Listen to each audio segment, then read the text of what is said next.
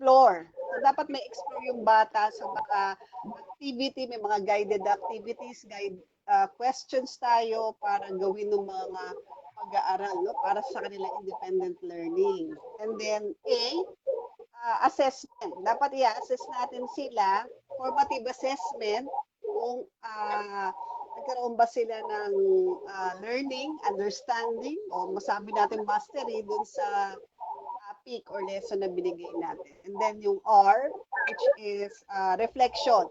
At the end, no, isi-synthesize ng bata. Ano yung natutunan ko? Ano ko yung topic na ito ay makakatulong sa akin karanasan. So, yun yung sa akin. No? Kilalanin natin yung estudyante natin, ano yung ating ituturo, at ano yung pagtataya na gagawin natin, assessment, at pang-apat, paano ito makakatulong sa kanila, no? Na maging pakikinabang sa kanila. So, yun lang. Thank you.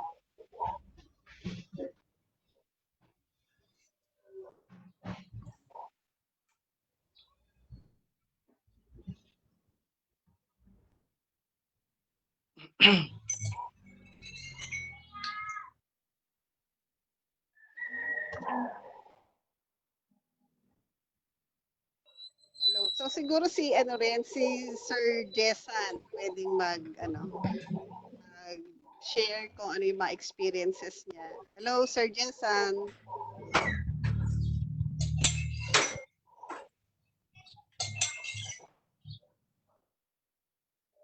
Hello, good afternoon po.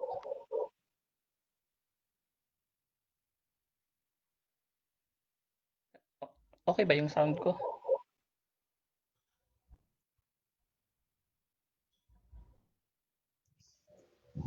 Yes, sir. Naririnig ka, sir. Jessan, okay lang. Siguro ma'am, ang pwede kong ma-share. Number one kasi na nag-capture, na nakuha ko doon sa sinabi ni Ma'am Menchu kanina. Number one is yung schedule. Kasi kung titingnan po natin, 3 tao talaga yung magwo-work doon sa gagawin natin just in case na platform or module para sa mga bata, especially pag nag-undergo sila ng either online or blended. Sino yung 3 na yun? Number one, yung student. Schedule ng estudyante. Kalawa, schedule ng parents. Kasi sila ang number one mag-guide sa anak nila sa bahay. And number 3, yung schedule ng mga teachers na mag-a-assess dun sa work ng mga estudyante nila. Kaya siguro napakarami natin na pwedeng tingnan na considerations or napakarami pang pwedeng maging options kung paano natin matutulungan not only the teachers but also the students. Kasi ngayon, nakikita ko, ang nagiging options ng teachers ngayon is webinars. Alam naman na maraming webinars, marami silang terminologies na binibigay, nagiging iba-iba ang ideas ng mga teacher. Sometimes nakakapag-create din ito ng confusion rather than learning. Yun lang po. Salamat po.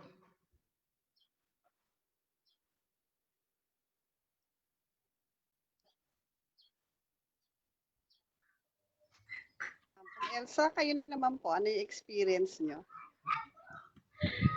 Sige. So, in preparation for this coming school year, actually, nung hindi kagaya ng iba dyan, hindi na namin natapos, di ba? Parang nung April na dapat mag-end kami ng April 15, no? So, hindi natapos din yung ilang mga activities sa school. However, only the primary lang pala yung nakapag-exam, yung elementary. Tapos yung the higher, hindi na natapos. Kaya when DepEd said na pwede na lang i-compute yung exam based doon sa adjusted na percentage. So na yun ang ginawa. So in preparation for the school year, after that, may parang nasa idea ko na talaga na yung nga, mag-prepare na for this. Kasi I'm reading a lot of mga nangyari doon sa ibang bansa, no? Nagbabasa tayo. So, isa yun sa paraan para ma-aware tayo kung ano yung pwedeng gawin. So, ngayon, at this point, natapos na namin gumawa nung continuity of learning plan because that is one of the requirement ng DepEd for us to open our classes this coming school year. Initially sana we had scheduled June, no? However, nung parang kung titingnan, parang hindi pa talaga nagiging ready yung mga teacher. Kaisip ko lang kasi baka pwede na kasi they were exploring already. Tapos we already had LMS naman dati. Pero when I checked on the work, when I watched some simulations ng teacher, I realized na yun nga, hindi pa talaga pareho yung kahandaan ng mga guro in terms of accessing yung mga LMS, yung ilang mga applications online. Tapos ang kahirapan pa nito, not all, unlike with what Ma'am Jean has mentioned earlier, the situation is in Mindanao varies from different schools. Kasi nung nakikinig ako sa meeting ng mga schools in our place, yun nga, may mga talaga difficulty on how to go on.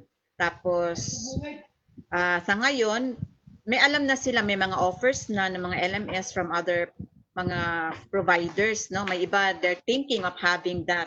So siguro ang ano na lang, sabi nga ni Sir Jess, sa dami ng mga webinars na natutunan o nakikinig ba yung mga teacher mula doon, isipin natin na we go back to what's the purpose, no? Paano nga pipili ng mga appropriate na applications. Babalik talaga doon sa sabi nga ni Ms. Menchu, yung learning competencies, no? Ano yung pwedeng piliin, babalik doon, i-align pa rin siya. Tapos, yun nga, sa usapan, nag-meeting nga kami ngayon, supposed to be, it's a holiday, di ba? So, nag-meeting kami ng mga supervisors. Then, one thing, no, na pwedeng gawin, kung araling panlipunan kasi ako na teacher, no? So, dapat maging contextualize yung mga activities na gagawin ni teacher. Kung distance learning, di ba, online distance learning ang mangyayari. So, kung anong meron dun sa bahay na pwedeng paghalawan ng mga information, dapat doon aangkla si teacher. Kahit na may mga resources online, kung pwede, gamitin kung ano man ang meron na nasa bahay na maging sources of data niya for analysis. Tapos yung isa pa yung gusto kong i-emphasize, yung video conference. Hindi siya kailangan na gamitin kasi ito yung, I don't know, kung sa context lang ng school namin. The video conference should not be allotted. Kunyari may 45 minutes ka na video conference. Hindi pwede na mag-lecture ka ng buong 40 minutos gamit ang isang video conference, no? Pwede rin siyang gamitin sa iba't ibang paraan. Sabi nga, you can only hold on student around 5 minutes, no, online. After that, provide asynchronous activities. The video conference should be meant for check-ins, no, follow-up and entertaining questions from students from the material that you have given beforehand. So ilan lang yun sa mga idea na I'm pondering right now, and I'm been telling my supervisors also to take note of that. Sige, so yun lang muna. I think some of us could also share pa. Thank you, Ms. Menchu. Thank you. That was a really good to make. So you touch on doon nga sa paggamit ng mga video conferencing, yung mga ganun. Yes. At saka yung point na yung mga bata kasi may short span of attention sila eh. So I'm sure magiging bored na sila pag yung alam mo yon, yung hindi nag-change yung ginagawa nila. So sino pa yung pwedeng mag-share dyan? Any tips? Ako naman, sir. Hello? Jean, sir. Ako naman, sir, when I'm trying to create my online teaching, ginawa ko yung 5 na tips.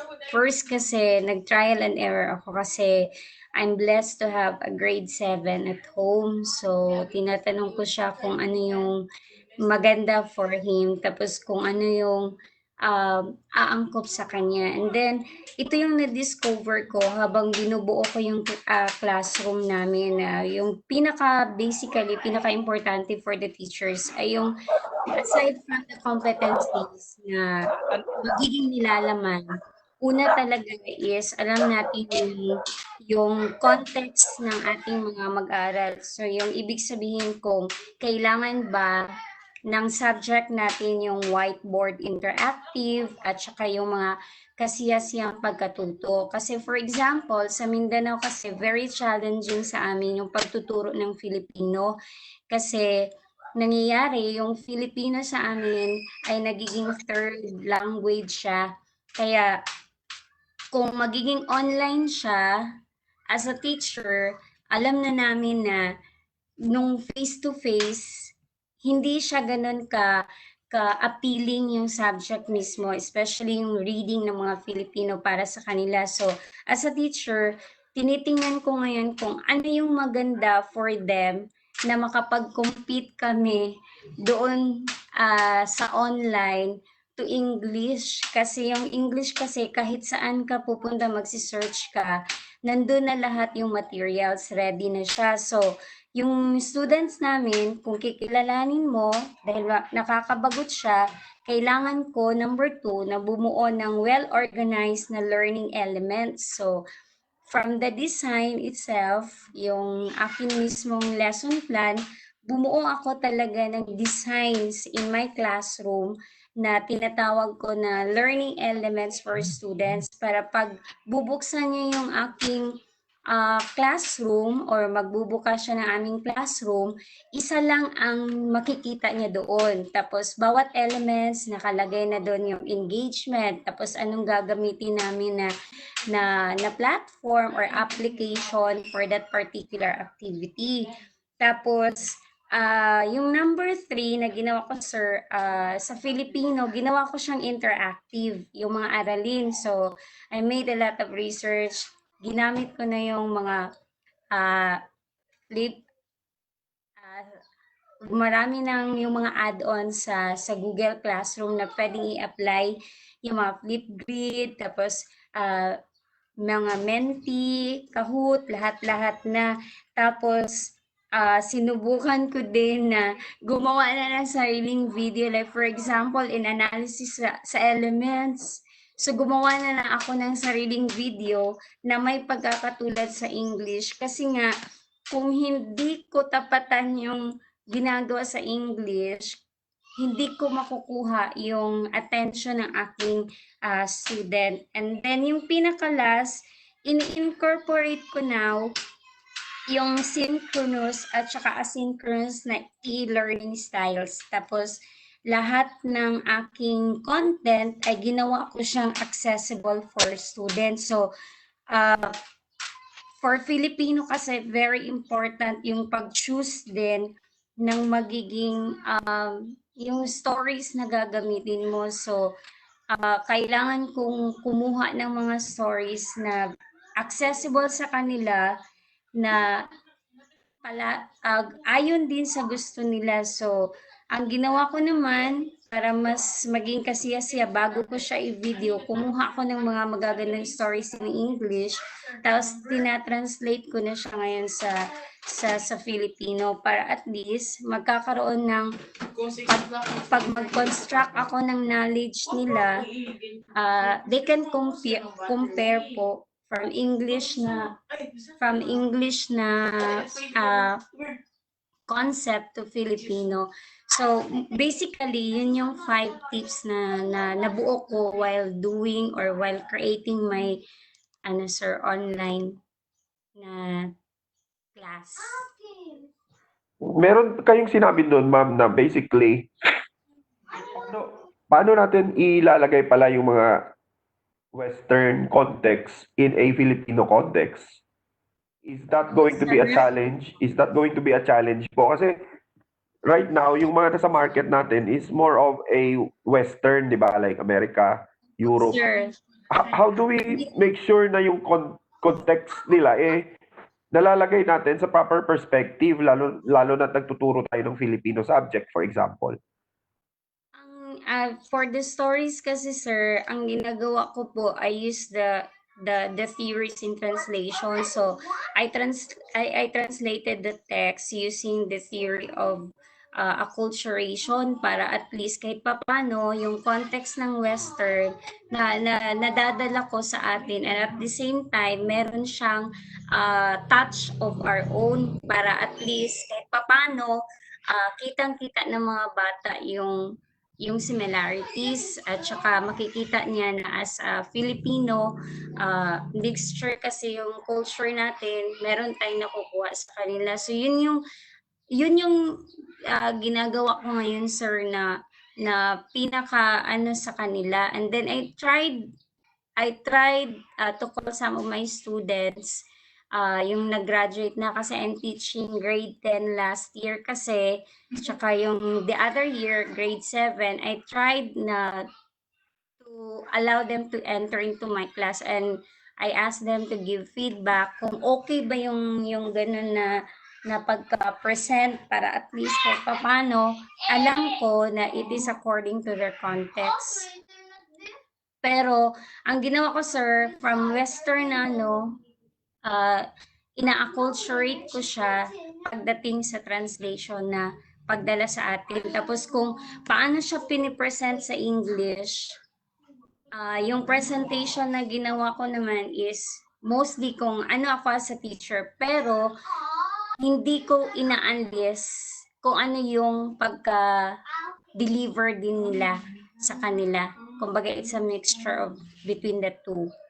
Ganun yung ginagawa ko so far sa ngayon. Tapos, it seems that yung pinapatingnan ko sa aking mga estudyante, kasi tinitest ko, okay naman sa kanila.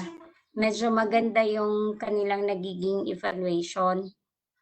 Feedback nila, okay. So, Sir. So, yung ano naman, sino yung nasa MAPE ngayon? Si Sir Brian ata or MAPE?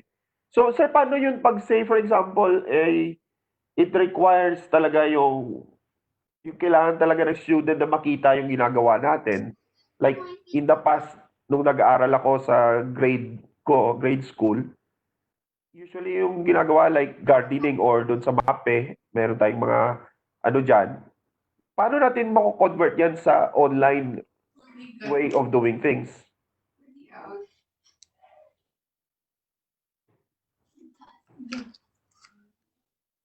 Sino kaya pwedeng sumagot dyan?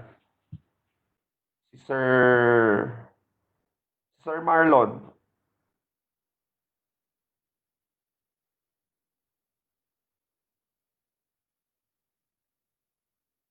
Wala.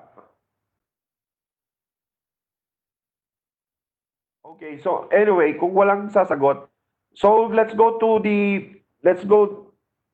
next topic. So in terms of ano po yung mga problems na usually na na-encounter po ng mga school. So balik naman tayo doon lalo na doon sa mga lugar na mga liblib. For example, ano yung mga challenging things na nangyayari, at saka how do we get around that?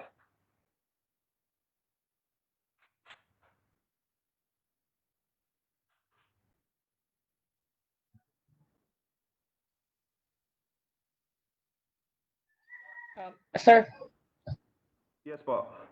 siguro yung mga challenges, lalo na yung nabanggit mo, yung mga nasa liblib na lugar, yung mga nasa medyo mahina yung, number one, kung halimbawa yung school ay ang modality nila is online, syempre ang number one problem dyan ng mga bata is internet connection. If I'm not mistaken, nagkaroon previously ng survey kung ang isang pamilya ba ay may computer, may laptop, or may cellphone. Para sa akin, number one talaga, kasi halos lahat naman ng tao ngayon may cellphone na. Pero ang question doon, yung cellphone ba nila ay may internet capability? Yes po, tama po yun, sir. Kung yes po. ang cellphone nila ay walang internet capability, kahit meron tayong magandang programa para sa online, hindi nila may enjoy itong programa na ito kasi wala naman silang way para makakonect, or not unless meron nga tayong isang online program sa paaralan, pero kung nagre-require naman ito for example, ng 5 Mbps or 2 Mbps, pero wala naman silang way para makakonect. Sayang lang din.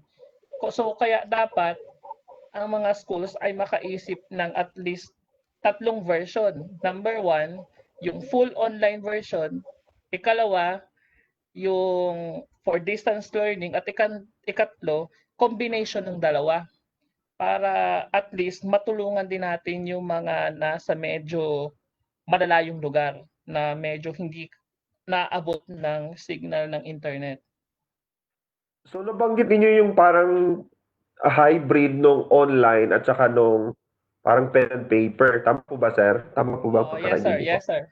Opo, So tama. in that case, hindi po ba mahirap gawin yon? Is that feasible? I mean, naisip na din ba ni DepEd yan na yan yung magiging, for example, yan yung dapat i-roll out niya?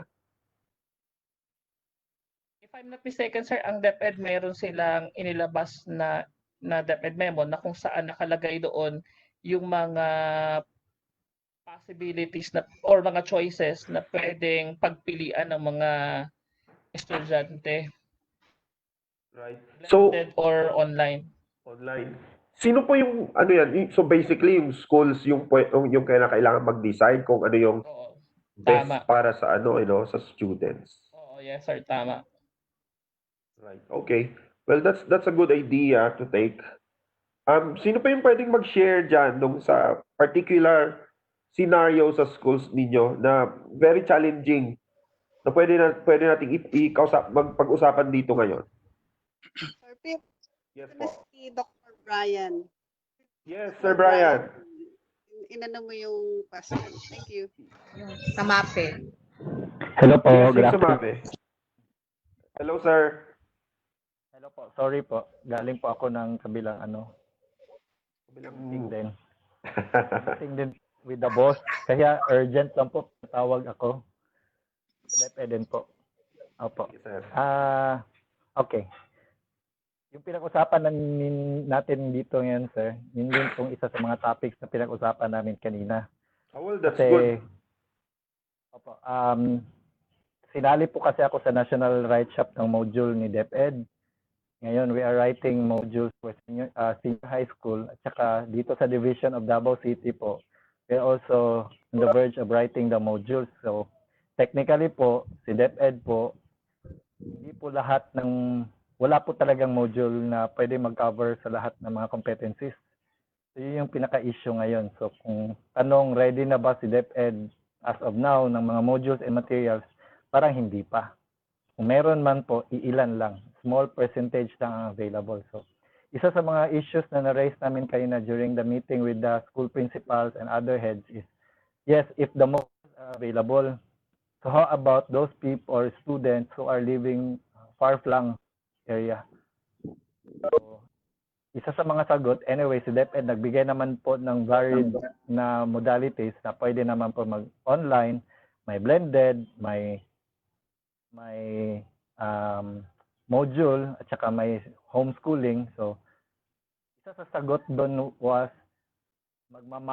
magmamapping si school head kung ilang mga porsyento ng estudyante niya ang pwede for online, ilan ang pwedeng mag-module, ilan ang pwedeng mag-blended. So kasi hindi naman po lahat pwede kasi may ibang bata pwede naman online lang kasi independent learners naman sila.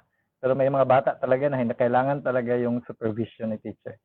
So yun yung mga tinitignan ngayon. So isa sa mga solution doon, sir, is for now is mag-map out si school kung kailangan ba talaga niya mag-online, homeschooling, or pwede naman siguro siyang mag-actual klase.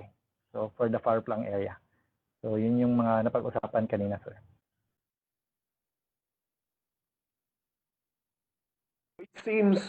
It seems to me na sa Philippine setting, kasi usually sa mga Western or like yung more developed countries, they are really geared on online na kasi may mga kuryente sila, kompleto sila, may mga tablets and all. So, basically, blended learning I suppose, would be the new normal ngayon sa public schools. Parang ganun po, sir. Sa locality namin dito, sir, ha? For example, Yes, sa Davao City, for example, ang lapad-lapad ng Davao City, merong rural, may urban place. So, Si urban, kasi yun yung most affected tendency, pwede kami mag-blended. Yung mga rural na hindi naman, walang infections, kunwari itong barangay na ito, walang infection, tapos may school na yun, siguro isa sa suggestion that that school might have the actual class kasi wala namang infection doon. Right. Kaya si rural lang ang tinitignan, 80% or 70% of the schools are in the rural area and which are affected. So most likely, blended yung gagamitin. Right. Tatanong ko kay Sir Jessan, mabalik tayo kay Sir Jessan. Sir Jess, as far as I know, you are currently writing module, blended module for math. So, any advice, sir, dun sa mga gustong magsusulat, I mean, yung gagawa ng module for, say, public schools? What can you, what kind of suggestion you can give po? Siguro sir, number one, so, alam naman to lahat ng mga sumusulat ng module. Number one, kailangan pag nagsusulat ka ng module, as in, parang kinakausap mo lang yung estudyante mo. So siguro, the best way to write the module is yung parang hanggat maaari ay kaya natin maabot yung level ng estudyante na magbabasa nito. So dapat maging resourceful at the same time yung teacher na makahanap din ng mga activity na kung saan maabot ng kakayahan ng estudyante ang module na ito at hindi rin natin mai-sacrifice yung pagkakatuto. Hindi naman masyadong ibababa natin yung standards. Yan sir, yung number one. That's a good point, sir. Si Sir Reynan, naggagawa din siya. I think he's working on science. So maybe we can also get some sort of suggestion sa kanya.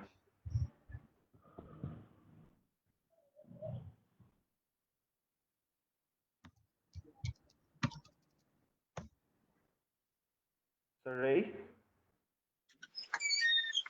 Commute pala ako, sorry. Science kasi is medyo yung kanyang as a subject itself, medyo marami siyang hinihingi or dinidemand na criteria, especially in creating standalone modules for science. Tama si Sir Jessan doon na isa sa mga talagang best practice in creating a very good module is kailangan in a way, as in the process of creating the module, parang kinakausap mo yung estudyante. Even the exact line, the exact term, the exact instruction, ilalagay mo siya doon. Kasi we situate that the students are there and then we are the module. Parang ganon. So tip lang sa mga gagawa ng module, make sure that the module can adapt to different types of learners. So tama si Sir Jessan doon na kailangan medyo ibaba mo yung learning or ibaba mo yung level of understanding. So yung mga terms na gagamitin mo, so common sa understanding ng bata. Medyo challenging sa science yun. Dahil tawagan si John Ray. Na John Ray. Wala. Medyo challenging sa science kasi we're using technical terms. And we're also using science terms na wala siyang kapalit or exact synonym. Kaya nga, in the process of inquiry, that is science, medyo gumagamit ka ng iba't ibang approaches. Siguro yun lang yung masasuggest ko. When we create modules, kailangan alamin muna natin kung anong klaseng approach yung gagamitin natin. Kasi content is there. Content can never be, in science, it can be developed or improved. Pero yung crucial kasi, since that is in module, kailangan alam mo yung approach na gagamitin. Or let me cite one.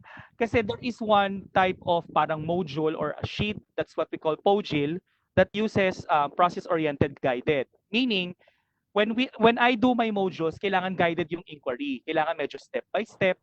Tapos nandun din yung sagot dun sa mismong module para yung bata malesen na yung yung confusion niya when it comes to learning the specific content. So ganun yung parang sa science Kailangan you create situations wherein in that particular situations matuklasan ng bata yung sagot dun sa mga tanong na ibibigay mo. So ang key talaga doon is the art of questioning, the overarching questions. May mga questions din sa module na nagli-lead doon sa pictures or sa videos na gusto mong ipakita, kailangan i-consider ni teacher yun. Hindi yung naglalagay lang siya ng component kasi yun yung hinihingi. Kailangan makita niya yung harmony, yung process, and in a way, suggestion lang, when we create modules, kailangan yung tanong doon sa pinost mong sagot, kailangan may sagot ka rin doon. And hindi ganun kahirap makuha yung sagot. Kasi imagine, kung ikaw na-challenge ka, after 5 minutes, nakuha mo yung sagot, how much more kung estudyante yon? Baka 10 minutes hindi niya pa makuha. So kailangan medyo keen or sabi nating sensitive tayo in addressing those concerns. Medyo kung challenging sa iyo yon, might as well tap or look for people that can help you in creating your own modules. Yun po. Very good, sir. So any more suggestions? Now, if we don't have that, let's go naman dun sa final topic natin. So, we had some sort of understanding already. So, meron tayong ma-experience, nag-share tayo. So, paano naman dun sa mga parents? And then dun sa mga parent teachers, ano yung mga dilemma usually? And then how do we resolve those dilemmas? How do we able to overcome those challenges na pinopost ng online learning? Kasi pwedeng yung estudyante, feeling, nakikita natin na nagko-computer pero nagti-TikTok pala or nagdodota pala. So, as a parent, ano yung mga pwede natin gawin dyan? And then, as a teacher, ano yung pwedeng gawin ni teacher for those kids to be a bit more concentrated talaga sila sa pag-aaral? Kasi, di ba, before, we know, nakikita natin sila nasa classroom sila. Ngayon, hindi na. Nasa bahay na sila. Hindi na natin sila nakikita. Yung monitoring medyo challenging na. So, maybe, I don't know, any suggestions?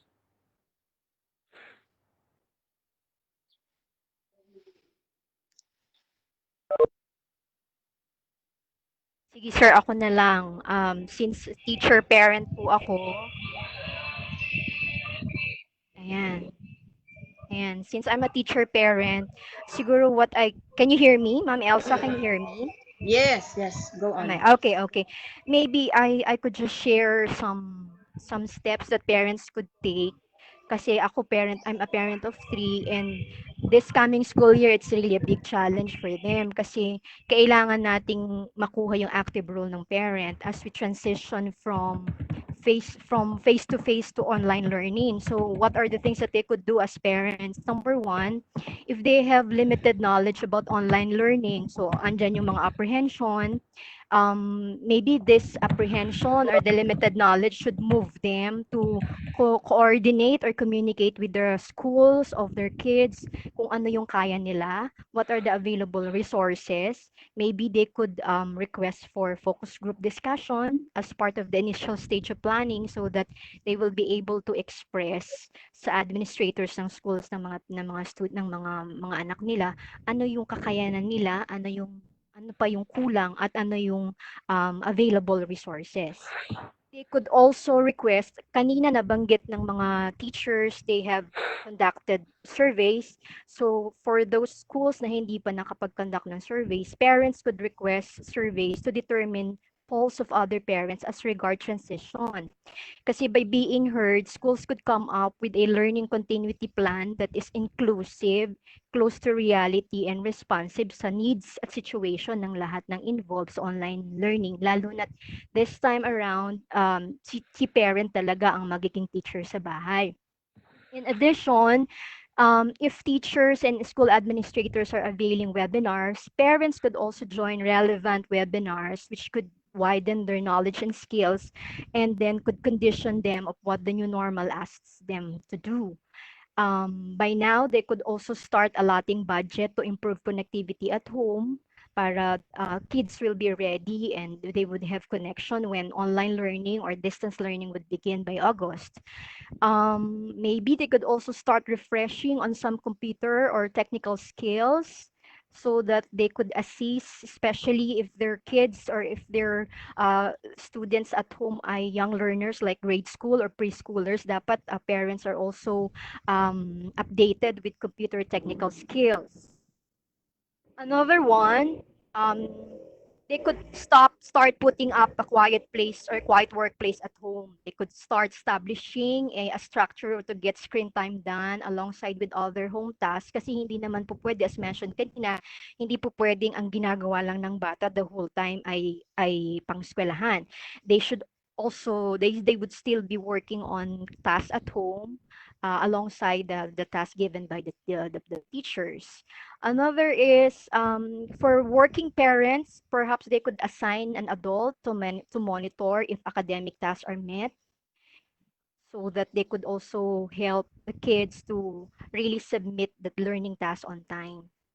And then, marami talagang challenges. So these are just few of the things na pwede nating i-share as ako bilang parent and teacher. So talagang kailangan yung commitment between home and school so that learning could still be delivered amid difficulties. Ito kasi yung call ng time, these are inevitable. So we need to be open and let's be open to what this situation requires us so that learning could still take place even without blackboard, even without the chalk. But this time, the presence of parents as teachers for the kids. Yun lang. That's a good point, ma'am.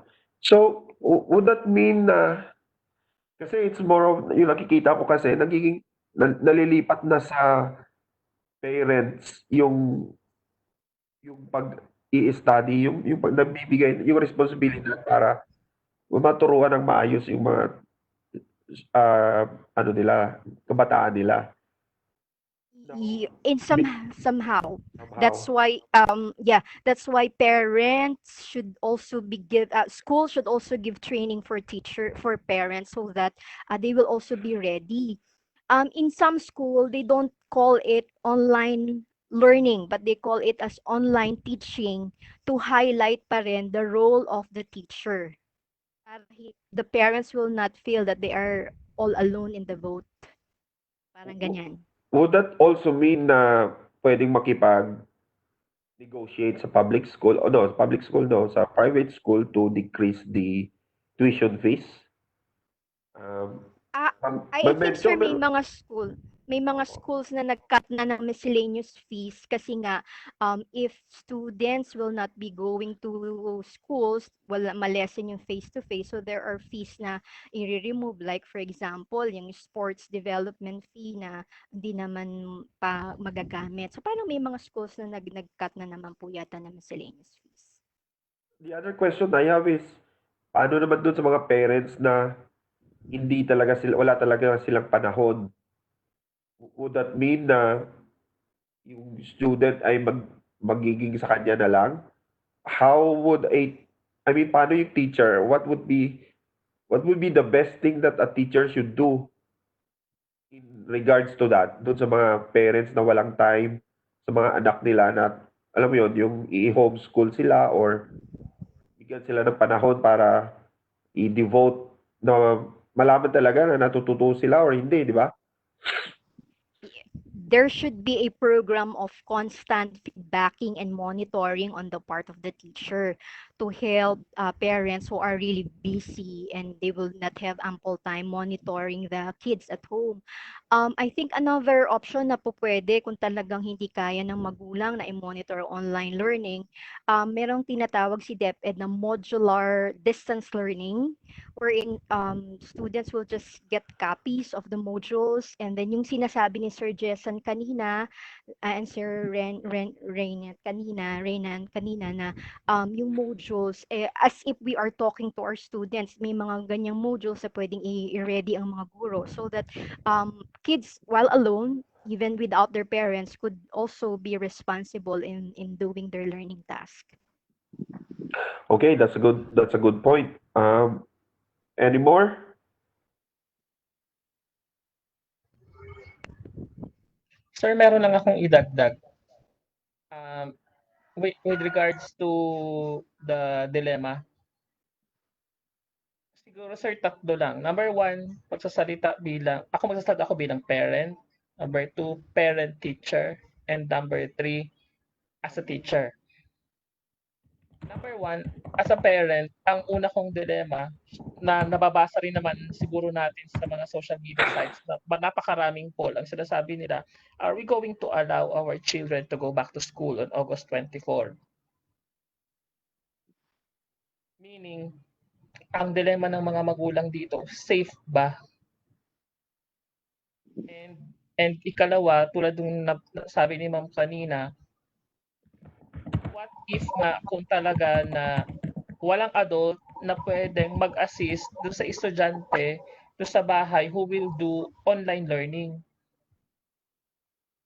Ikalawa, as a parent teacher, nasa bahay yung anak ko, ako nasa eskwelahan, medyo mahirap. And yung ikatlo, sir, yung dilemma ng mga teacher, what if sa isang paaralan, yung mga teacher, number one, they don't have any background when it comes to writing modules. What if not all teachers have access to internet? And number three, what if not all teachers are techie? Yan siguro, sir, yung mga dilemma bilang magulang, bilang magulang na guro, at number three, bilang isang guro. Totally agree, sir. I totally agree. Actually, may tanong dito sa Facebook natin eh. Sabi niya, so this is coming from Ma'am Sita Gabion. She says, paano po kung wala pong parent na maiiwan to supervise their children, especially yung single mom or dad? So, ano pwedeng gawin? I don't know, sir. Yes, sir. I Pwede don't know, sir, sige kung po. na meron ako nabasa na isang, I don't know kung isa siyang DepEd memo or isang DepEd order na nakalagay doon, part ng programa ng DepEd ay yung teacher pupunta doon sa bahay ng estudyante for monitoring. I don't know kung tama yung nabasa ko na may ganun talagang programa. Actually, sir, ano po, mobile teacher. Mag-iiwan po ng, parang mag-a-assign po ng focal person or even tap the barangay. Tapos mag-iiwan na lang po, doon po magkakaroon parang place or let's say for example, lalagyan ng mga lalagyan or specific place sa barangay hall. Then doon magkakaroon ng parang iiwan yung activity, doon kukunin yung activity on a specific day. Ganun po. Oo nga naman, kasi kung magbabahay-bahay, very challenging yun. At saka hindi rin po yata papayagan, sir, ng barangay yung ganon. So iiwan lang po from the hall and then they let the barangay officials hanapin yung bahay ng bata. Sila po yung magbibigay. So basically, magiging community, ano na to? There will be going to be a community activity. So there will be involvement na talaga ng government officials at mga mayor or hindi man mayor kundi barangay captain, gano'n. Parang partnership. Sir Rainet, could you elaborate? Kasi ang nabasa ko doon sa DepEd was that there'll be a mobile teacher. The one that you're saying earlier is has something to do with the delivery of the learning packets. But the dilemma now is that nobody is left at home but only the child. When Sir Pete was asking if that's a community responsibility, would that mean that there's a representative from the barangay who would take care of the child para they could go on with the learning activity? Or simply the delivery of the learning packet? Para malinaw itong sagot natin. Opo, ma'am. Well, it's just the delivery, ma'am. Delivery lang. Yes, ma'am. Well, the challenge is, like what I mentioned earlier, the module must be parang equipped with the stand-alone scheme, wherein the child talks to the module. If the child is talking to the teacher or listening to the teacher in a specific or in a regular classroom. Pero i-emphasize talaga natin yung panawagan din ng DepEd na talagang it's a partnership between the school and the parent, meaning the parent has a big responsibility. If there is already a module, they could bring the child probably if that their establishment, their work area allows for that. Total may module naman yung bata para yung hindi maiwan doon sa bahay. Kasi yung problem, walang kasama yung bata doon sa bahay. Tama ba? Parang ganun eh. Yun lang medyo ang dilema. Oo. Meron pa nga kaming isang problem is ang isa pang nakikitang issue is that what if yung parent hindi nakakaintindi ng English? Like for example, in science and even in math and yung mga non-Tagalog subjects. So there are some instances wherein we are asked to put express in Tagalog. So kailangan natin gawin yun, tama, no? Consider natin, no, in writing the modules that others. So kailangan talaga natin talaga nating i-remodel yung modules natin depende dun sa current state ng community natin kung saan tayo nagtuturo. I suppose ang pwede rin gawin ng mga single mom, single dad is iwan yung bata siguro sa school. Ano? Pwede ba yun? Or depende sa how does it work? konteksto. For example, pwede niyang i-print yung modules, yung blended modules natin, and then let the child sit down dun sa teacher at yung teacher mismo yung tuturo kung hindi talaga po pwede yung single mom or single dad or kung meron mang sakit yung mom or dad, di ba? Tama ba yon? Pwede ba yon? Sir, depende po. Kasi kung, sige. Na konteksto ngayon kasi, kunyari naka-quarantine eh. So walang talagang open na school. Bawal lumabas yung bata. Di ba? So totally, ang responsibility is nasa bahay siya or either a guardian should be the one that would take care in lieu of the parent. Parang may ganun talaga eh. Hindi siya pwedeng pumunta sa school eh. Yun ang konteksto sa distance. Sige. Right. Add na lang, Ma'am Reyna. Sige. I think one thing that the school could also do right now, schools are conducting surveys. Perhaps part of the survey could be identifying who among the students would have these conditions at home. Like yung sinasabi kanina na sino sa mga bata ang may parent na hindi naman ganon ka-knowledgeable at hindi talaga matutulungan ang mga bata sa bahay. Perhaps dahil ngayon nga malesen yung face-to-face natin at magkakaroon tayo ng online learning, meron tayong mga personnel sa eskwelahan na medyo magiging maluwag ang kanilang trabaho. Maybe these people could assist the teachers in also delivering learning sa mga batang may mga ganitong kondisyon. Maybe the school could create a special program para dun sa mga batang talagang walang magmo-monitor na mga parents sa bahay. Ma'am, in our school, ang ginagawa po namin is when our principal create yung scheduling, kasi ma'am, di ba, nakalagay po sa guidelines na suggested by DepEd, pagpupunta ang bata sa school, ang maximum number lang per class is 20. The ratio is 1:20. Parang our principal come up with an idea na magkakaroon ng advisor tsaka co-advisor.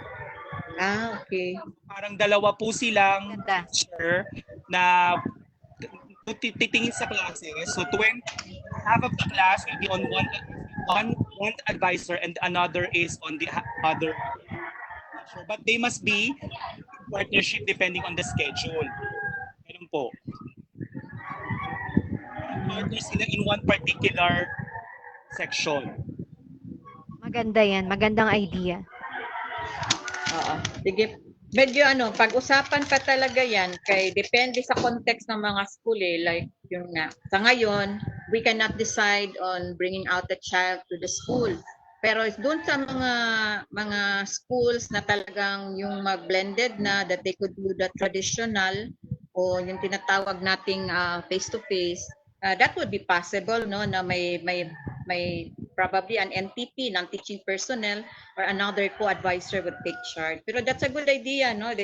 Maganda rin na pag-usapan to kasi hindi ko rin na-consider to in the planning. What I considered is that yun lang mga estudyante na they have learning difficulties, then we can have cluster head that would do home visits kung hindi niya magawa yung ilang activities. Pero yung point ba na talagang anong gagawin dun sa bata, lalo na kung maliliit, yun ang medyo pa. Thank you for bringing that up, Ma'am.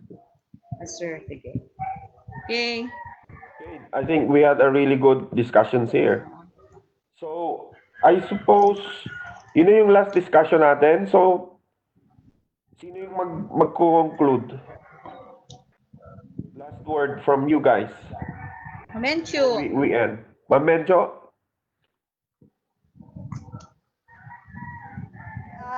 Siguro, the best thing we can do,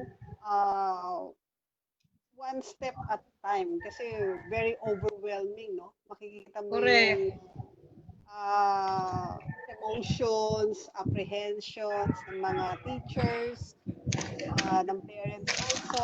So, ano lang, just being cool, make it simple. Yun, no? Yung mga eskwelahan, gawin natin simple yung mga ipapagawa natin. Kasi lahat ay nagsisimula tayo. It's okay to make mistakes kasi bago pa lang eh. So, dapat talaga we have to collaborate with one another. No? Kahit doon sa mga stories natin, we learn a lot. Yun po yung natin. Thank you. Very good. Thank you very much. So I think we can take some questions from our Facebook audience. So, merong tanong dito from Ma'am Sita Gabion ulit. Sabi niya, paano rin po yung walang kakayahang bumili ng gadgets at internet? Ano yung solusyon natin dyan? Di ba may ano na siya eh. Pinapipili tayo dun sa 3 flexible learning modalities. So for those, hindi natin pinipilit na bumili yung walang kakayanan but they have the option to either go for the modular o yung bibigyan sila ng learning packets ng teachers. That's sa school namin na ganun yung option. Yes. So, merong learning packet? Yes. Yes, meron. Okay.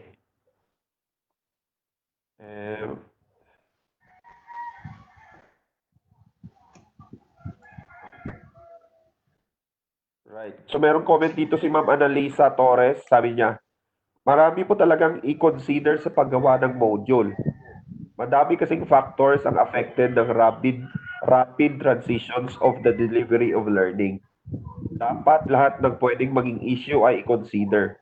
There should be a deeper study on how to deliver instructions. Do you guys agree with this comment?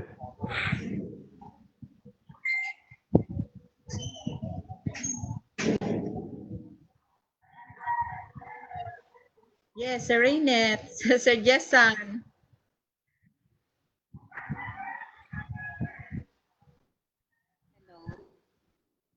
Yes, ma'am. Ma'am Christy. Yes po. Yes. Ito po yung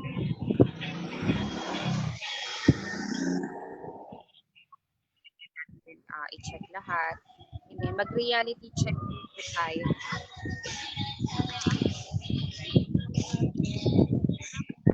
Ito pang babalikan. Kasama ko for reference.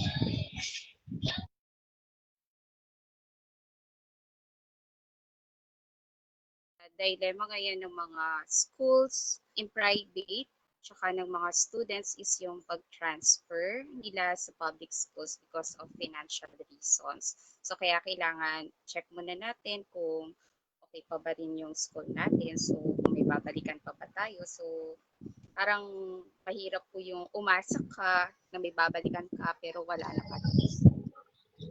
May hugot kasi, ma'am. Grabe naman yan, ma'am. Parang napakalungkot naman. Sabi po. Okay, so pangalawa po sa side ng teachers na dapat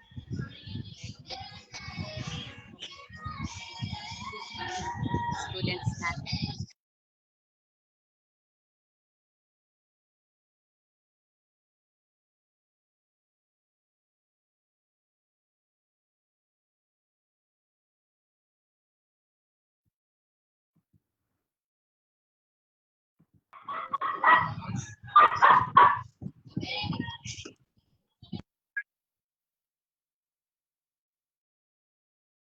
Okay, so I think meron tayong I think we should end on that note na we need to basically really focus sa community natin and we need to redesign yung learning. So, napag-usapan na nasabi ni Sir Jessa na there are 3 things Right now, we need to decide, number one, do we go for online learning, yung purely digital, purely internet-driven, or do we have to go for blended? And then yung third, which is, pwede nating pagsabayin. So magiging a combination of both online, both printed, at saka yung mga pagsasabayin mo sila at yun yung ibibigay mo sa students. Depende sa kung ano yung kinakailangan talaga ng mga bata. So on that point, I think we have to end. Any more points before we finish up?